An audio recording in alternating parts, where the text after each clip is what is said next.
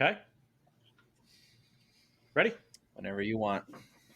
Hey, everybody. Thank you for joining us on another week for Beyond Real Estate with Jalen. That is neither of our names. That's both of our names combined. And this week, have a special guest in Glen. And Glen, before we get into it too much, how about instead of me introducing you, you chat a little bit about what it is you do. Thanks, Nick. That's a great idea. I'm a certified real estate appraiser here in Southern California in the Pasadena, San Gabriel, Los Angeles area.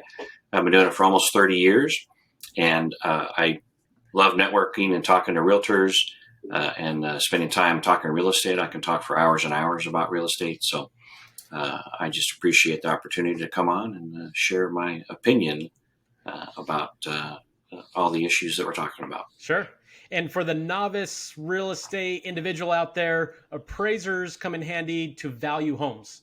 So they're the ones that come in with the objective information to say, I'm not attached to this thing emotionally at all. I'm just looking at the facts being the facts, and this is what the home's worth. So that's Glen in a nutshell in the real estate space. But yeah, we'll get into the appraising piece here shortly. But before we get to that, Jalen, #dadlife. What do we have up on tap this week?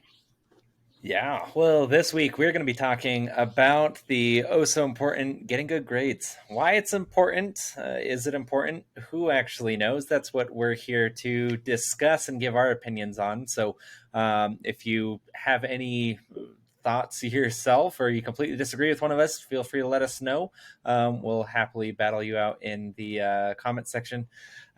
Just kidding. We're very we're very passive individuals. But the first question that I wanted to bring up for today in regards to that topic is, why do you think it's important for kids to get good grades in school? What's the inherent or actual value? I think a lot of us understand the importance of what it can do for college, but is there something more to it? Nick, on that first kind of topic, what are your thoughts on it? I think it becomes an intrinsic thing, right? An intrinsic value that I think does carry weight and becomes an important piece to determine. That's certainly one way we've determined, are we on the right path or not, is what kind of grades we get. I think ultimately what's more important than consistently being able to get good grades is the habits that get developed within that, right? If you're getting good grades, usually it's because of a byproduct, because you've set yourself up with the systems and the habits to study for something on a regular basis. And I think ultimately that's really the more important takeaway versus saying I was a straight A student, because I think we can all relate to being in class with that kid that you're just like, dude, the kid never studies or he never does that. So ultimately, what does that set up for someone long-term? But we've also probably been around some of those students that absolutely work their butt off and they've earned every single thing that they've got. And again, I think that's the bigger takeaway. Glen, you have more experience though, from a parenting background than Jay or I. What is your opinion on this situation? It's really interesting. I was that straight A student. Thank you very much. I did not have to study a lot.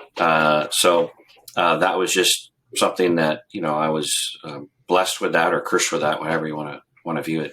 But my two daughters are actually very different. My one is very intellectual as far as schoolwork, very good grades. She's now a UX designer for Meta. Just a total goober. I tease her all the time. And my youngest daughter is smart as a whip, but her grades weren't as great. Very average student grades-wise. So I think it's actually really important. It really is important. You're right, Nick, to understand, be able to understand a topic, to be able to go through a process to master something and accomplish something. So I think it's really important on that front. I think when you see somebody not getting good grades, you want to dig into why, because there are people who are incredibly intelligent who are just bored by school and they don't get good grades because they just don't want to. Yeah. So, but it's definitely a great, for the people who aren't those outliers, it's really important just to attempt to master something, to put the effort in and to realize what you have to do to accomplish something, because it certainly carries on into life. No question about that. So Glenn, I have a follow-up real quick with regards to the disparity between, your two kids growing up. You said one didn't get as good of grades. How did you view that at the time? Did you see it as something's wrong with her, or did you bribe in any way to say, if you do that, you'll get a reward? What were We tried different things throughout, but I think that we did realize that they're just different. I think it's important to understand that every child is different, and you get the first child and you're like, okay, now I have it figured out. And you get the second child and you start trying to do the same thing, and it doesn't work, right? So we did learn to really not emphasize, we don't want you to be like your sister. We want you to do the best that you can do, whatever that is. So I learned a lot of that in coaching too. I coached a lot of softball and had to learn with different personalities, different strengths and weaknesses, and to adapt to how different people are. So it's a good standard, it's a good goal, but you do have to understand the different personalities and strengths and weaknesses of the individuals.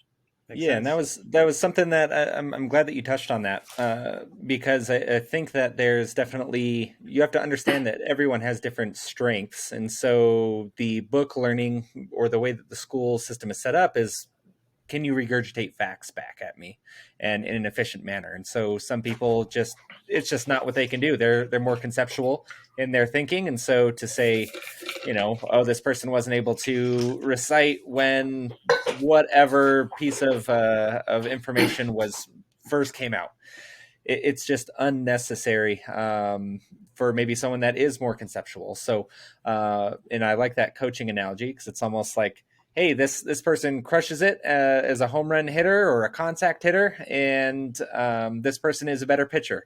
So you're not going to say, well, all of their value is because they're not a good hitter, though. So they just don't really have a place on our team. It's like, well, they could be the best pitcher in the country then. So I like that was something that was touched on. Now, with both of your kids having two different interactions with the school system, of one being really good at the traditional way of learning in America, what were kind of those impacts for the long run for the both of them? Did your younger daughter go more in the route of maybe like a artistic or conceptual thinking, seeing how your older daughter got really into the, what that stereotypical smart person does? They go work for a software company and just blow the world up with these amazing things. How is that as a kind of two different paths?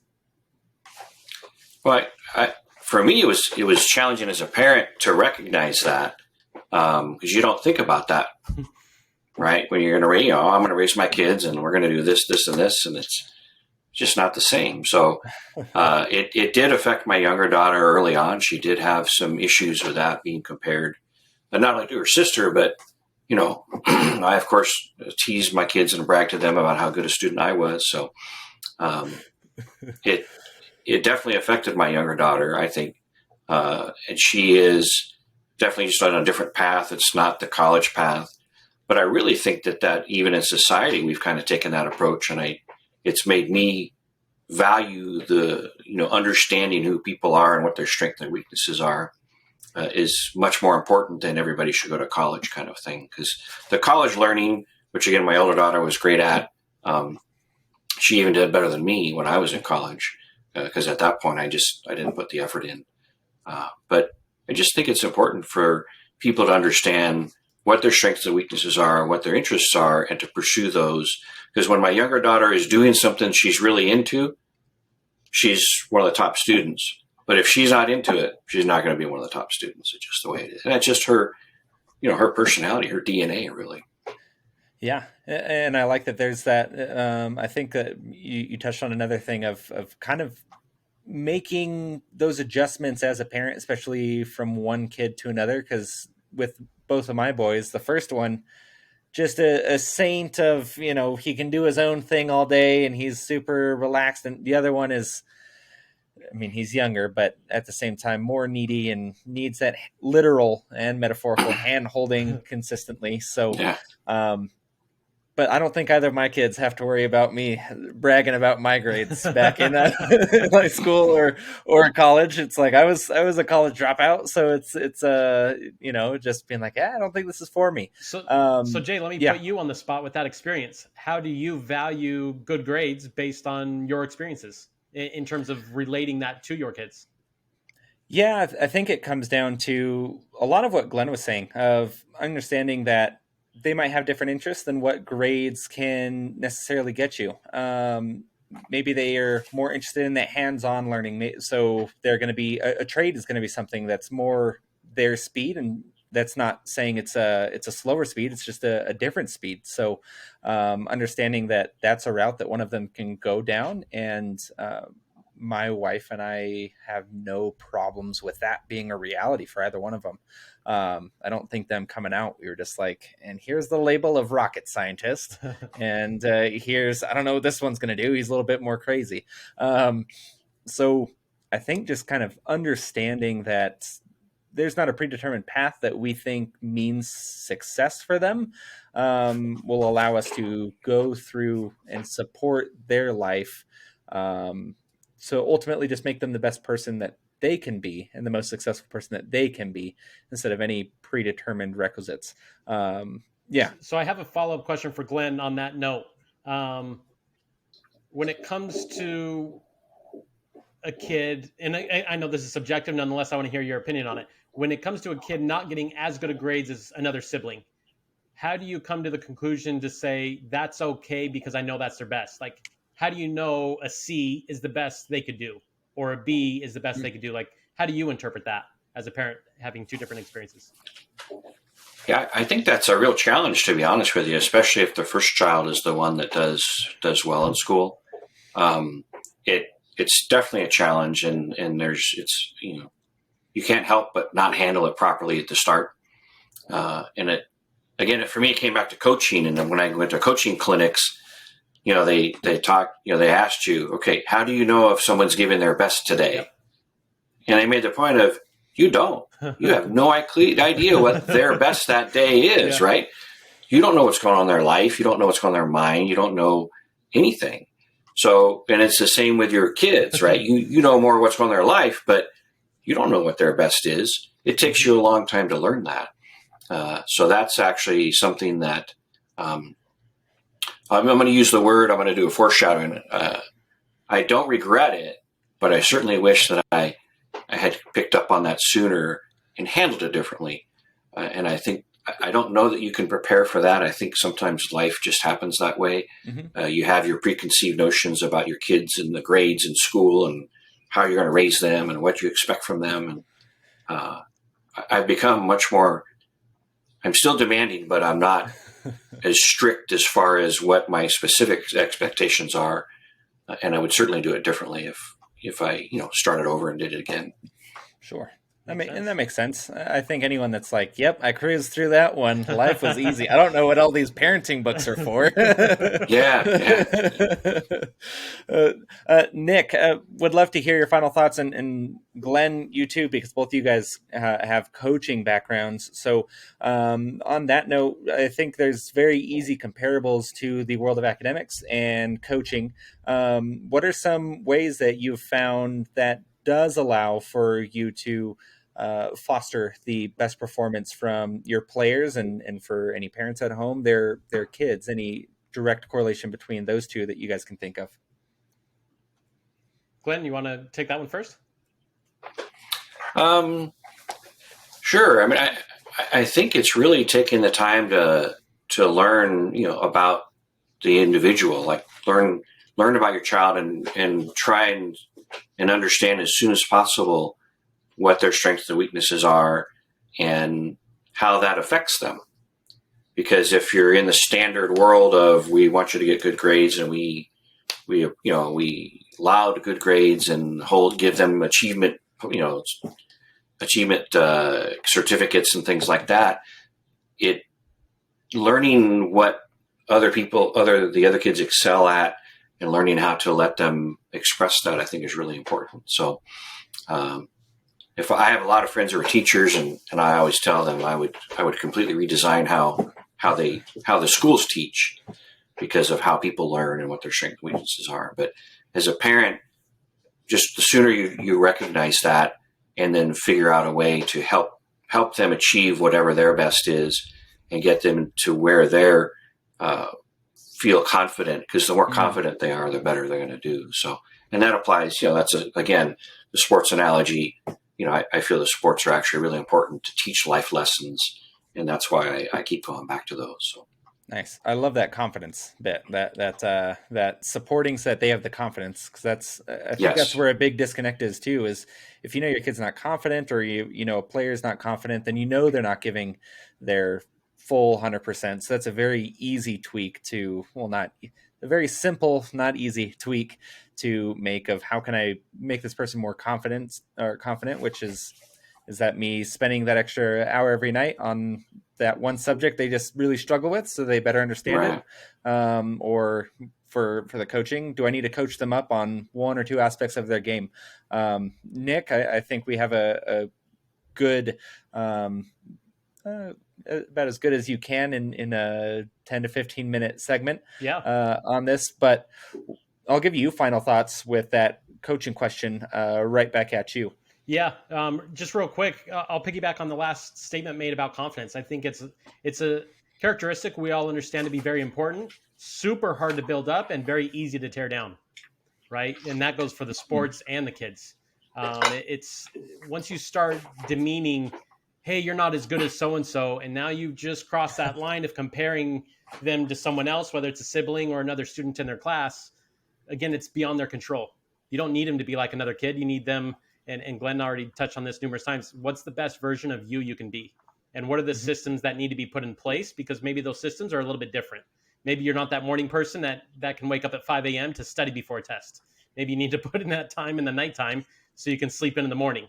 But it goes back to, again, what Glenn said of those individual programs.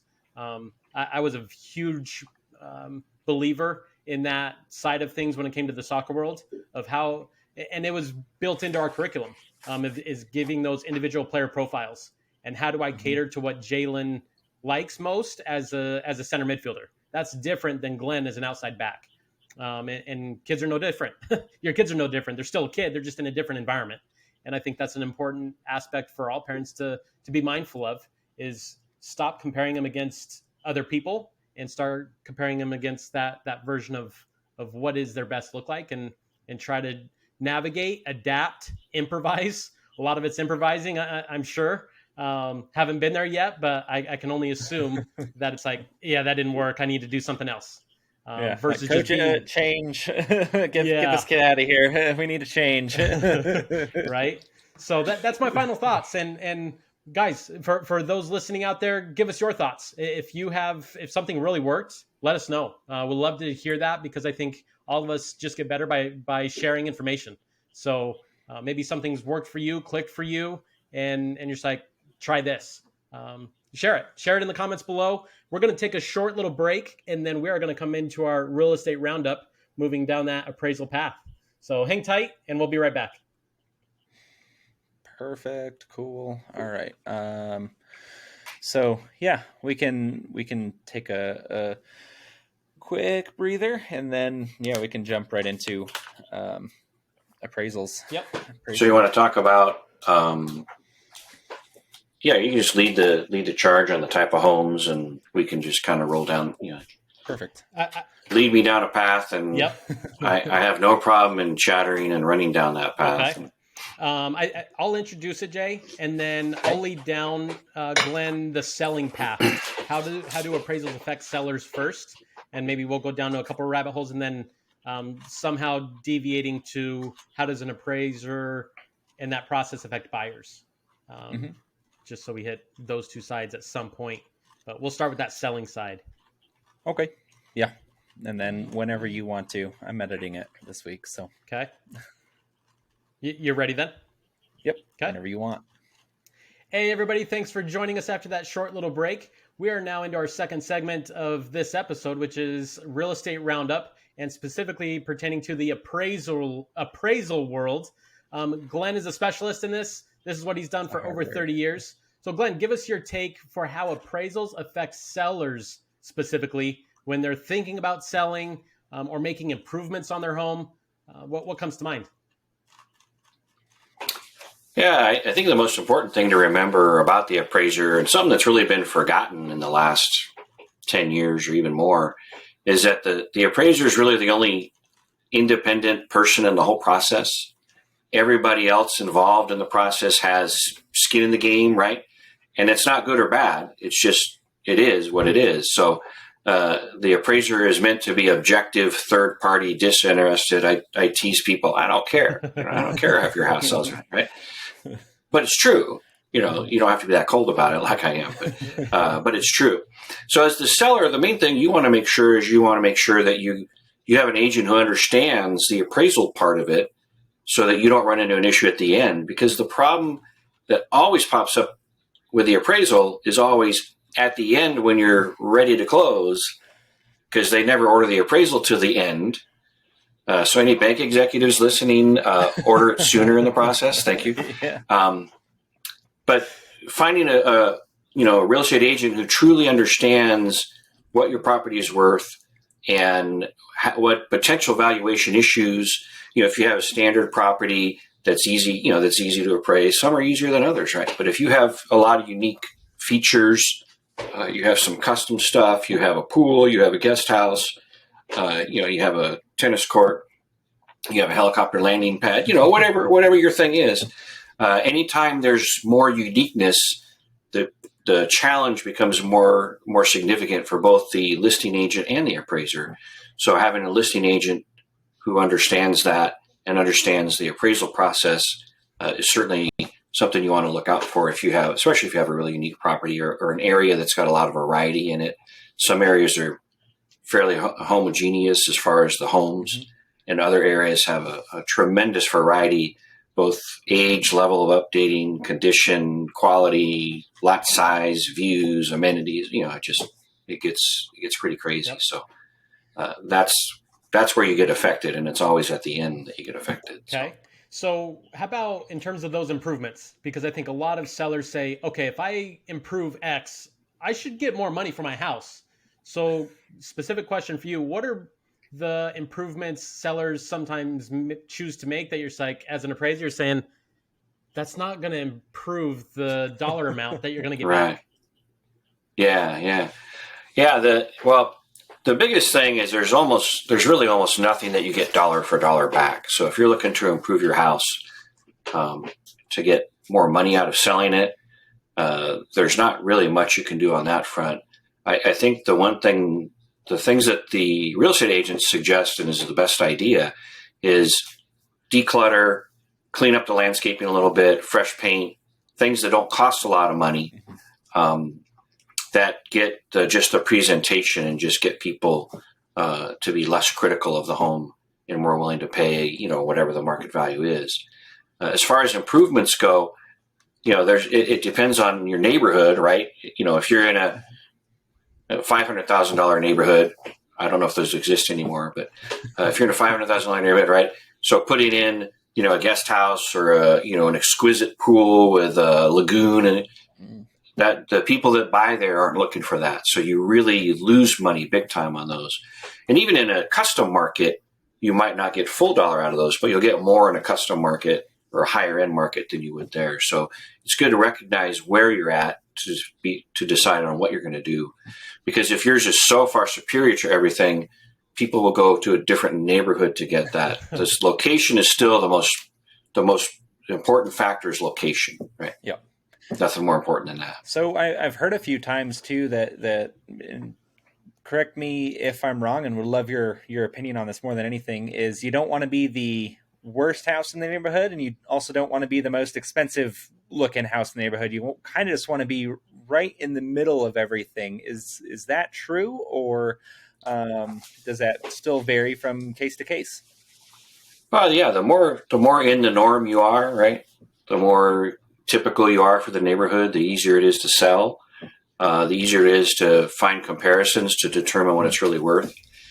Being the worst house in the neighborhood isn't necessarily a bad thing because you actually get pulled up. Oh. It's hard.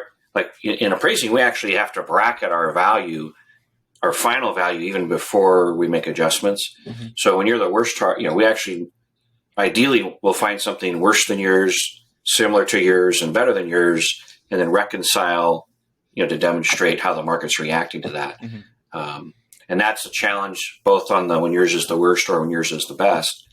When yours is the best is the hardest because you have to demonstrate that that local market is willing to pay that price. And sometimes there's just a maximum price in that neighborhood and it's just not going to go over it, until the market goes crazy like it's been lately. But there were markets that were just stuck at a number. It's like, we're not going above 800,000 in this market. It's just not going to happen no matter what you do to your house. Yeah. And then, then the market went crazy. But I actually just had that there's an area in Arcadia, unincorporated in El Monte School District that is mostly entry-level homes. Average square footage is, 1,400 square feet. And there's just no market there for big giant homes like above 2,800, 3,000 square feet because they'll live somewhere else. They want to live there because it's affordable, right?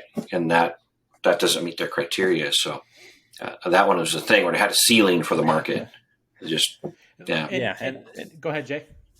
Sure. Just going to throw in an example here in Denver. There was in Littleton, so one of the smaller towns out here in the Denver metro, their average home prices, and this is speaking to what Glenn says, I can easily say it's the same way no matter what part of the country you are. This neighborhood averaged $600,000 per home, and there was this like $1.2 million home with just in the middle of it all. And that thing in the middle of a hot housing market that we had before it started kind of leveling out, it sat on the market for about 3 months.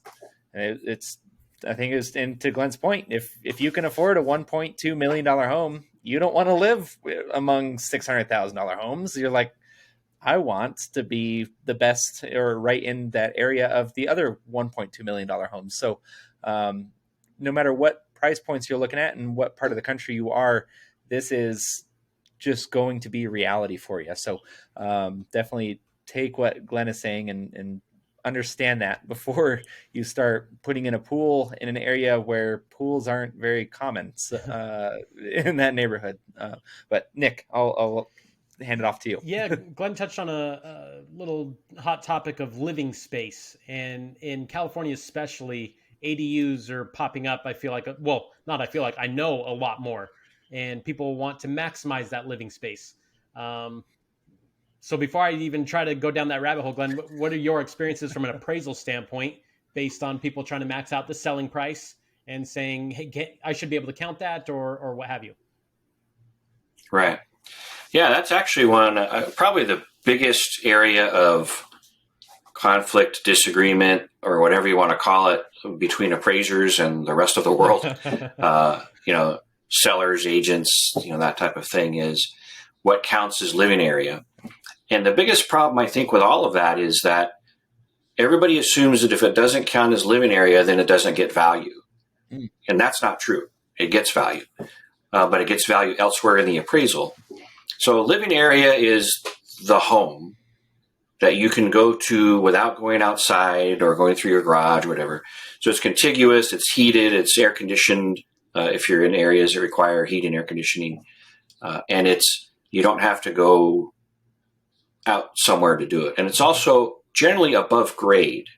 Now, you got hillsides, you get a little trickier there, but Fannie Mae just went on April 1st of this year to requiring appraisers for Fannie Mae appraisals to measure according to ANSI, ANSI standards, which actually defines what counts as living area. And it's not just living area, it's above grade versus below grade as well. So the common things that don't count as living area, but they still contribute value are ADUs, guest house, pool house, studio, bonus, office room, recording studio at Michael Jackson's house, that kind of thing. So I appraised one of his houses that had the recording studio many years ago. So, and again, just by definition, if it's not where you live, it becomes an amenity. So they still contribute value. But the thing that I find the most interesting is as real estate agents always want the highest price per square foot, but by including a guest house or a pool house or an ADU, they're actually lowering the price per square foot when it goes is sold because they have the wrong square living area for the property. So it's, and the market generally generally understands and recognizes that the guest house or pool house, while it's a great amenity and they'll pay for it, it's not living area. It's how big of a house do you want? I want my house to be 1,500 square feet or 2,500 square feet. Yep. Or I want it to have a den and a family room because, I want to be able to do this in that room, do that in that room. So, and of course, the big thing, obviously, after COVID was everybody needs a Zoom room, right? You need a room that's away from everything else, whether it's an extra bedroom or a den that's not next to everything, whatever. It's, you need a room where you can have a little, off the beaten path.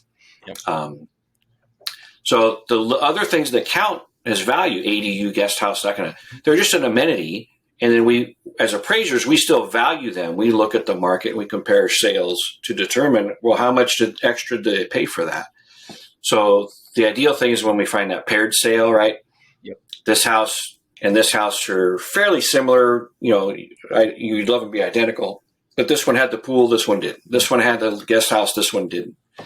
What did that one sell for? What did that one sell for? So it's not always that easy, but so for me, when I value ADUs in particular, because they become a big deal, I try to determine how much to find an ADU sale and then how much extra did they pay for that ADU, but then also how big was that ADU? What did it have, right? Was it a garage conversion ADU, or which now you've lost the value of the garage and then gain the ADU, so your net gain is still less, or was it a brand new 500 square foot ADU in the back, or 800 square foot 2-bedroom ADU in the back, that type of thing. Yep.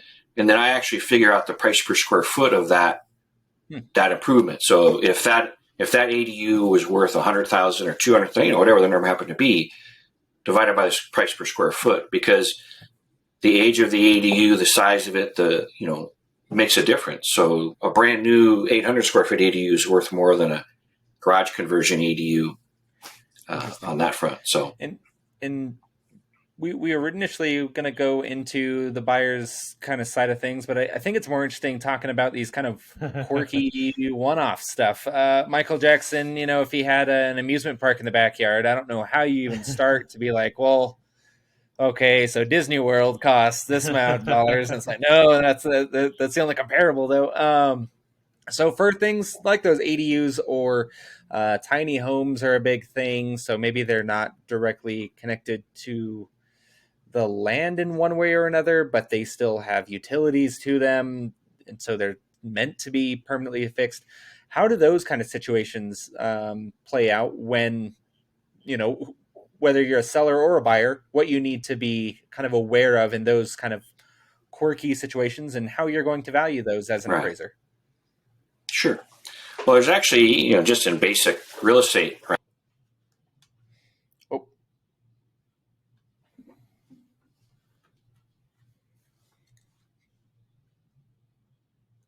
Glenn, 1 second. Yeah, 1 sec. I think did we lose you? Shows that you're muted, Glenn.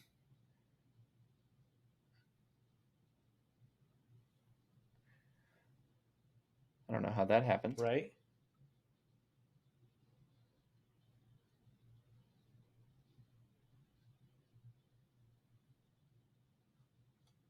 Can't hear you.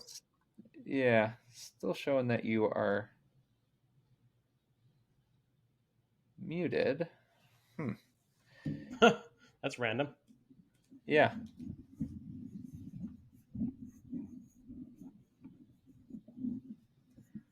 Oh, goodness. I don't know what happened.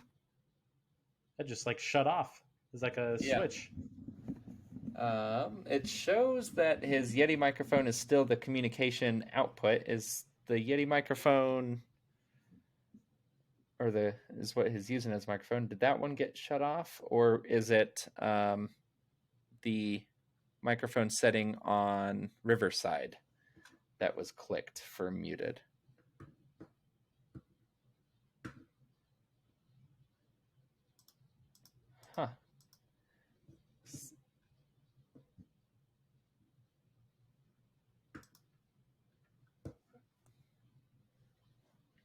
Nothing that you see, Jay? No, just nothing I can control. It just shows that he's muted through Riverside, so I'm guessing that it's the recording stuff that is that has him muted. Let's see. Let me share to make sure that. So this is what I'm seeing for the moment. Once it loads. Oh yeah, that's what we like to see. So on Glen's though, it's just showing that he has the mic muted spot. So I don't know if this button was pushed or if there's some button on the keyboard that we've never discovered that mutes a mic. That we have to just unclick the muting. Huh. Well, isn't that frustrating? Now it says mic off, okay. But it still shows muted. Huh. I don't know how that happened. Because yeah, I'm still seeing it as the Yeti is what's the communication. I know there's the little red button on the Yeti that if you click that again, then that should turn it back on. If it's blinking, it's off. Oh, geez. What? I don't know. Because, yeah, I don't see any problem with his on that side either. The last thing that I could say would be... Let me share screen again so we all get to be blinded by ourselves. Is up in the top left corner for site information, just making sure that the microphone is still has all the proper connections and it still has the permission. And then the last thing is, Glenn, if you want to try just exiting the room and then re-entering it, then we can try that as our last ditch effort. Never had this. Not randomly like that. Usually we record a full episode and then it does that.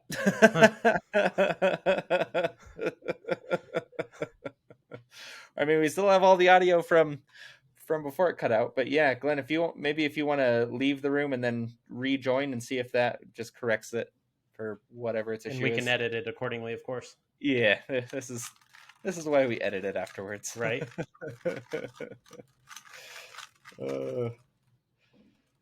Dang. You're at 68%, so that's good. Yeah.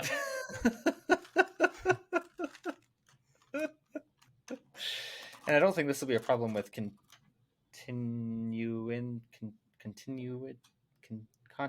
There we go. Yeah. Okay, so I can admit Glenn, and then it did that weird thing where it's a second one, so I have to edit more. But hey, it's working now, Glenn. Okay, good. There we go. Now you guys are swapped around. Yeah. Now Nick's in the middle. This is... It's going to be like a shell. It's like a shell game. Right. Welcome to the Shell Game Podcast. Who's going to be in the middle? Every time we change topics, you can get it where it goes, covers each screen, over and over. Moves around. Which one is Nick under? Which one is Jalen? There you go. Okay, so you were talking about. So I'll just edit all of our weird little kerfuffle right there out. You were talking about interesting one-off situations for appraisals and what buyers and sellers need to think about those and how they need to approach those. Right. So yeah, it does apply as far as it's going to be worth more in an area where it's desired and accepted and can be afforded. And even within that, the most extreme, on the high end versus the most extreme on the low end generates different value. But like even the recording studio, if somebody will use that as something besides a recording studio, then it works fine. The amusement park, I actually turned down that appraisal when Michael Jackson was on trial. He was getting money for the attorneys, so that's when I did that one appraisal, and they asked me to do the other one, and I talked to other appraisers who were in that area who they all got asked to do that one. I don't know who ended up doing it, but anytime you just have something unique, it's how much value does it add? Because the majority of the value, especially in Southern California, is in the land. Right, the land if a house sells for $1 million, I can tell you right now that land is probably worth $500,000, $600,000, $700,000. So the majority of it's the land. Okay. And then you're just adding what size house can you build, and then what other amenities.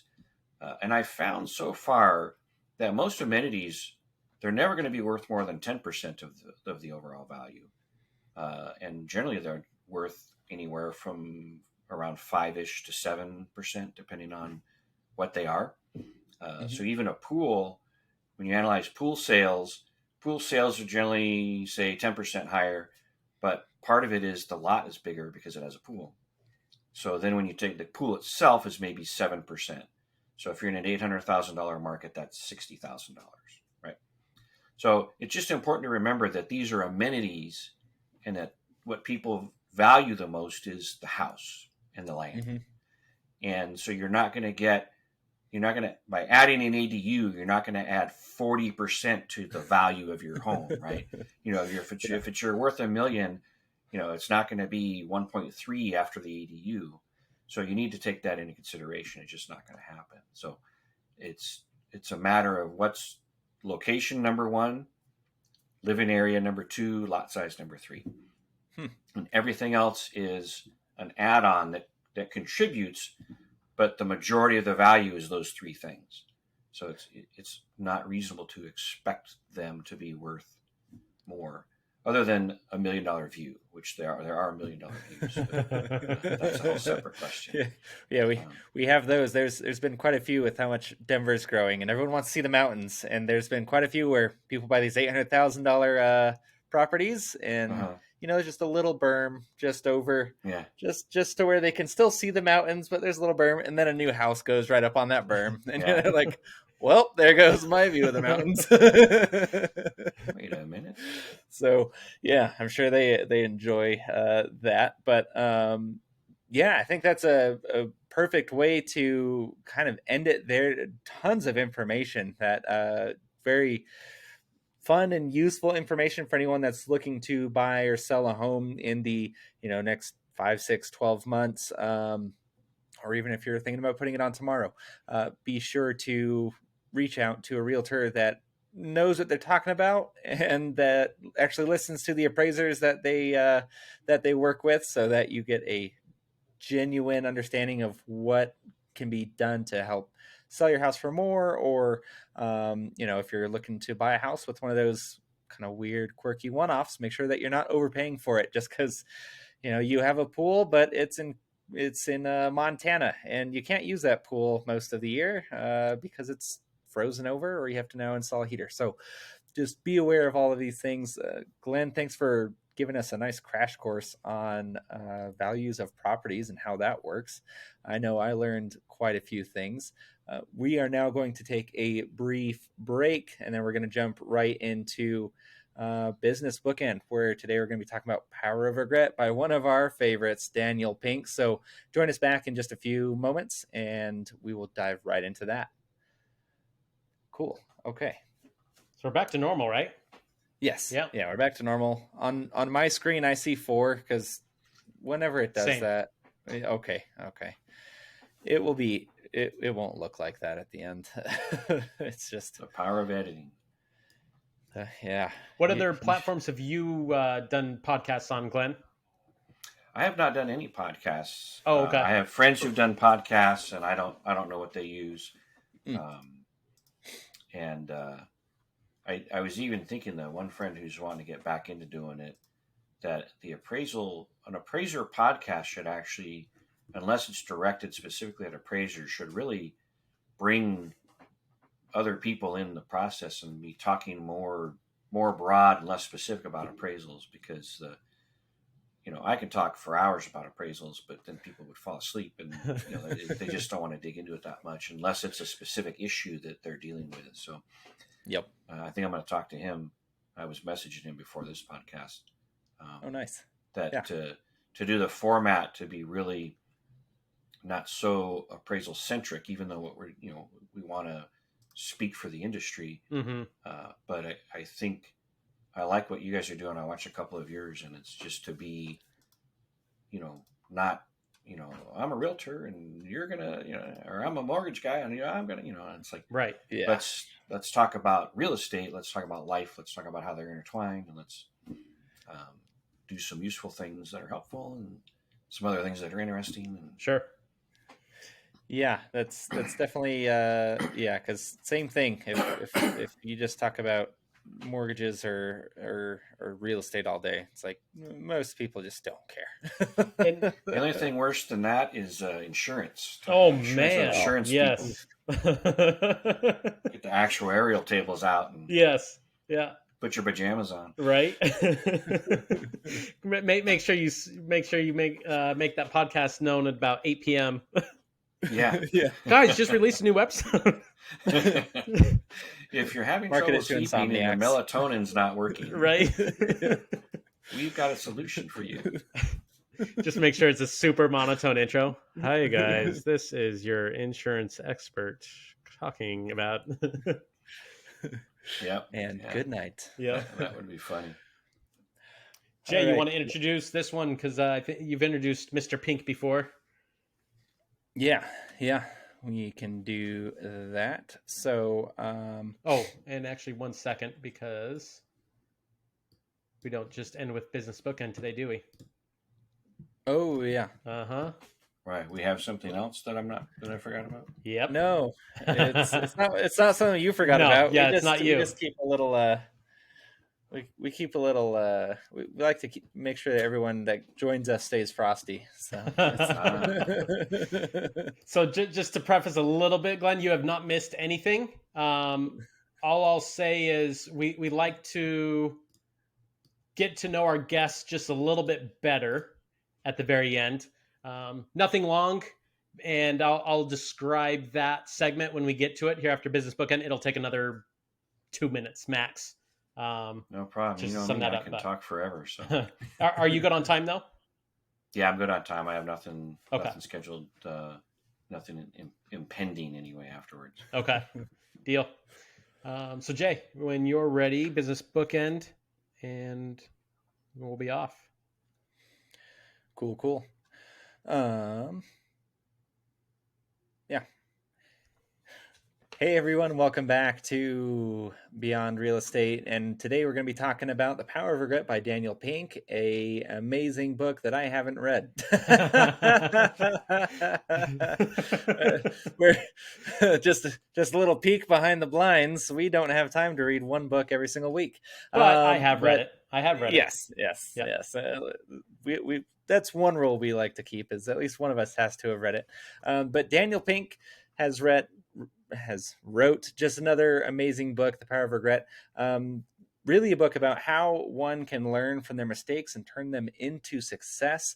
So, Nick, being the one that has read it, what is some key takeaways that you gained from the book, and what are some of those that people can kind of implement in their own lives so that they can better harness the power of regret? Yeah, well, I'm not going to first start off with anything groundbreaking other than to say regret is normal, right? You're not the only one to say, I wish I would have done that different, or whatever the case is with whichever situation is. With that being said, how we choose to handle it and how we choose to funnel and channel those emotions is, of course, where things can change for the better or keep you in the worse. And that's really what he tries to dive into, is saying, yes, we're all going to have it at some point, whether it's how you spent your time, whether it's a family situation, whether it's something you said. Number one, be human about it and forgive yourself. And part of forgiving yourself is saying sorry, simple as that, for maybe it's that situation. But at the end of the day, to not allow it to consume you. And I think that's the challenge of regretting sometimes, is we allow that moment to define you versus you to define that moment. We allow those regrets to we live there. We live in the past, and we continue to dwell on that regret versus say, how can I use what didn't go as well as I wish it would have? How can I use that to propel me moving forward? How can I use that as a learning moment versus that's the worst moment of my life and now I'm a failure for it? So that's probably the biggest thing that was a takeaway for me. Glenn, in terms of regret, what are some things that have stuck with you with your experiences with that topic?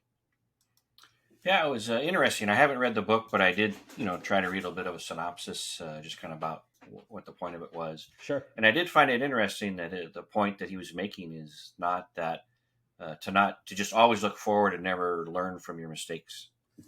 And that's something that I wish I did more and more, right? But that's causing me to do it more and more now. So that's as I've gotten older, I have really learned to use things like that to improve my life, whether it's personal life, business life, how I do things, what I choose to do, what I choose not to do. And I thought that was really a great takeaway. I'm actually interested now in reading the book, reading more about him, his history in politics. My degree's in political science, so I have no desire to work in politics, but I enjoy the topics and I enjoy the mental exercise. So the regret topic of his, I think I was impressed by that. Okay, nice. Jay, what comes to mind with this topic for this book?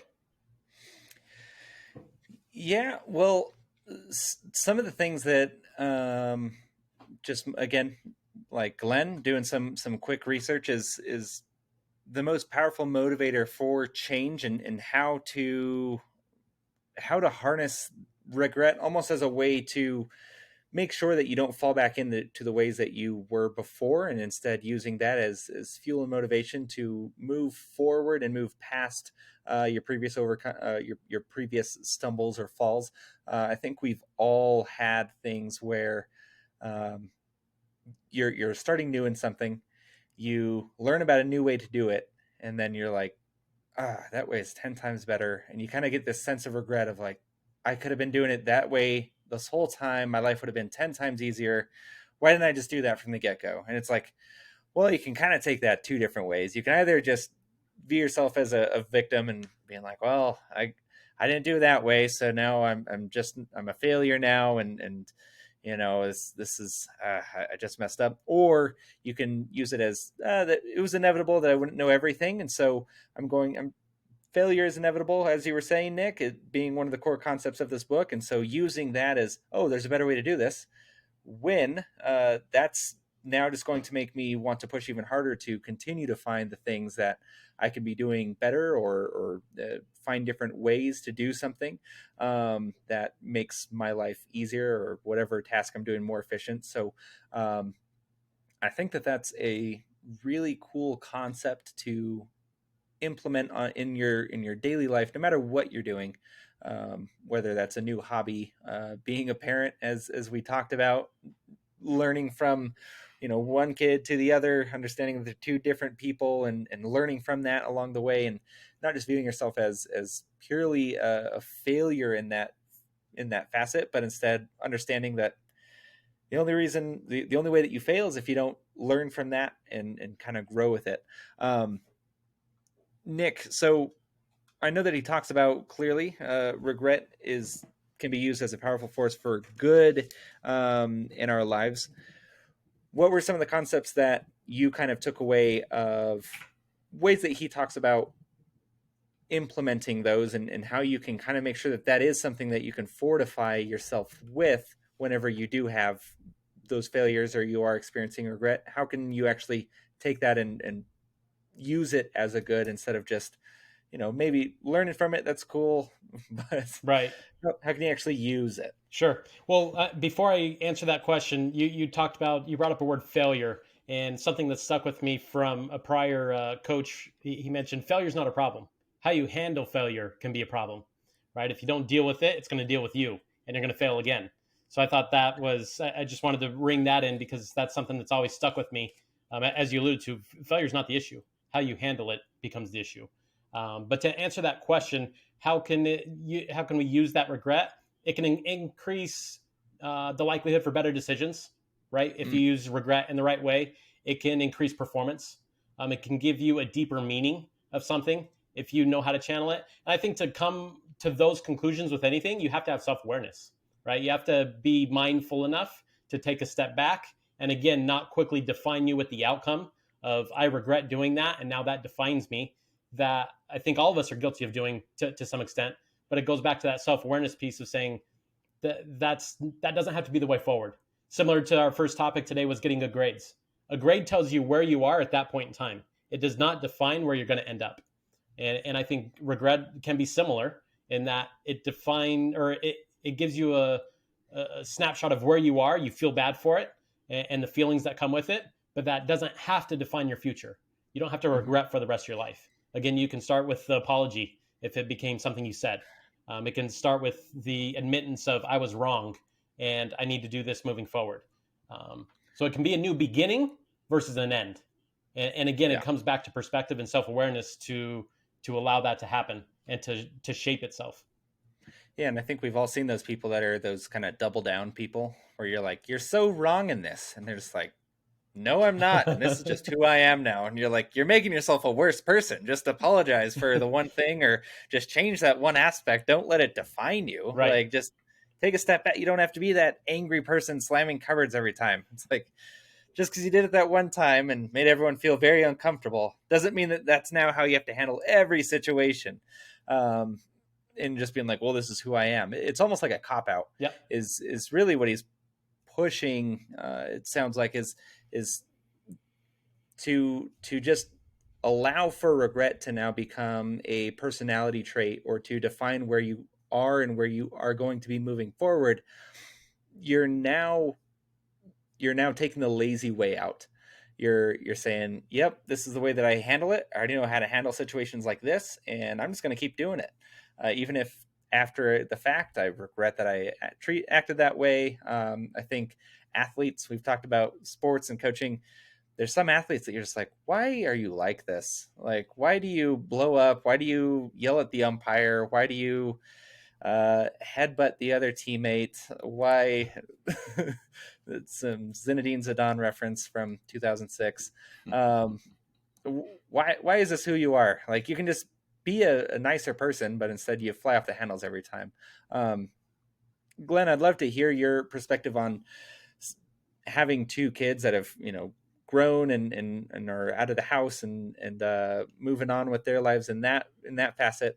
How you can kind of help guide them when you see something like this coming from them. You're like, you see some a behavior that you're like, I don't want this to be something that defines you. What's one way that we can kind of take the concepts of this book and apply them to the people that we're in charge of for their well-being and becoming better people? Yeah, I think actually Nick had a great point that was really, again, back just to the coaching of failure is normal, right?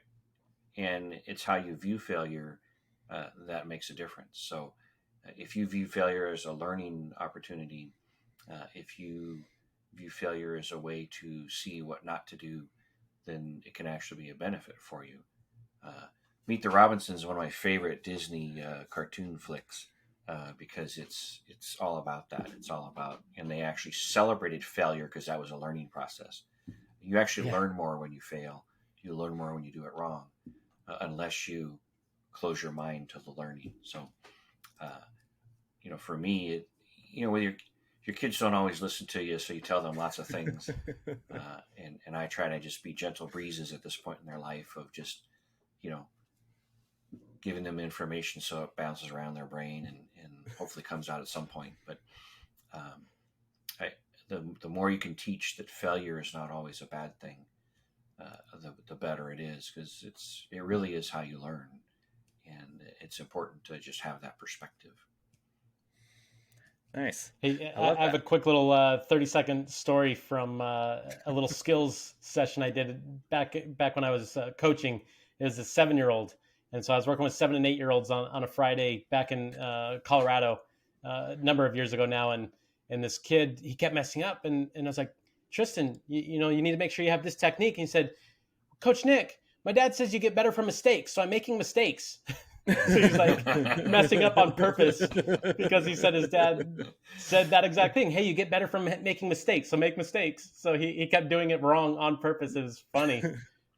He took that literally. So he was messing up. That's the difference in how people learn and interpret things. There's Right. some people that are very literal, and you tell them, and they just that's what they do. So Yep. that's what you have to learn as a coach is who's that way, and be careful on what you tell them. Right. Right. Absolutely. Yeah. Love that. Well, that on that cute little story note there, maybe not everyone purposefully do things wrong, but try your best and be okay if there is a mistake and Right, learn from right. that mistake. Yep.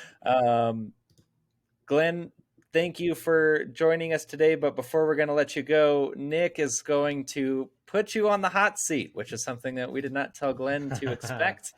And so there's going to be a few questions for you, and I'll let Nick take it from here. Yeah. So, Glenn, we like to conclude our podcast with a few simple questions to get a snapshot of those we know, like, and trust with an activity we call the hot seat. So this is just inspired by the great late James Lipton. So with no further ado, I'm going to ask you a few questions. All we're looking for is the first word that comes to mind. Don't worry about right answers and wrong answers, just the first word, and then I'll ask the next question. There's only about 6 or 7 of them. So, you ready? 42. Oh, I'm sorry. It's the answer All right, to life, next question. universe, and everything. Right. What is your favorite word? No. What is your least favorite word? Now. What sound or noise do you love? Oh, that's a good question. I don't even know I don't even have a thought on that. Sound that I love. I love the sound of cheering at a sporting event. What sound or noise do you hate? There's so many of them. I have a much longer list of things that I don't like the sound of. Just repetitive, just repetitive noise that won't go away. If you didn't do what you're doing today, what profession would you like to do? The only guy I would ever trade jobs with would be Guy Fieri on Triple D. And what profession would you never like to do? I feel it was important for me to do as a young person and important for people to do, but I would never do it again. That'd be a server in a restaurant. That is really, really hard work and very ungrateful work. So I would never want to do that again. But I think it's a great learning place for people.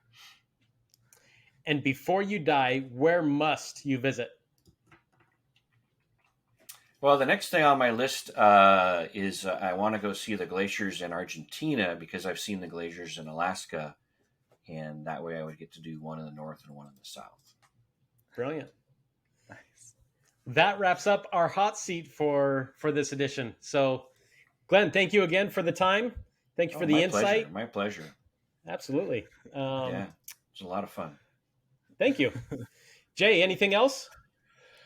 Nope, that's all I have. That's just another week closer to being around the sun since we started this podcast, episode 21. Woo! Yep.